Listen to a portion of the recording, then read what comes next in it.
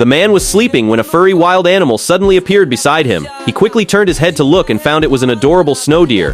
Seeing that everything was all right, he breathed a sigh of relief. However, the moment he took off his goggles, he was horrified to find himself on a cliff edge. Looking down at the endless cliff below and turning to look at the teetering parachute, the man was completely dumbfounded. Without a moment's hesitation, he immediately turned around to save himself. He pulled out a dagger, stuck it in his shoe, then pulled out two more, and with a sudden burst of strength, swung his body. Using inertia, the man plunged the dagger into the tooth wall. He used the dagger to struggle upwards, though slowly, there was a glimmer of hope. But just as he was about to reach the top, the dagger suddenly broke, and he lost his footing and slid down. Fortunately, a parachute caught him. However, this incident caused cracks to appear in the already fragile deadwood.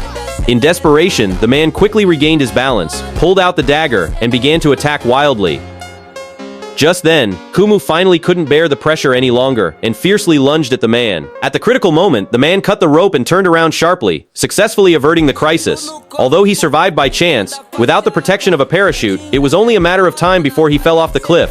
Suddenly, a scream caught his attention. Looking up, he saw blood as light as a swallow. He had a sudden inspiration and seized the opportunity, firmly supporting his body in the crevice. Although he felt dizzy, this was his only shift. He then slowly moved upwards, and soon he climbed to the top of a cliff. Looking at the bottom of the cliff so close at hand, he seemed to see hope. Before he could even feel happy, the ice under his feet suddenly began to slip. In this critical moment, the man unleashed his enormous potential and quickly climbed to the bottom of the cliff. He thought he could finally reach the top, but then an old mountain goat suddenly appeared.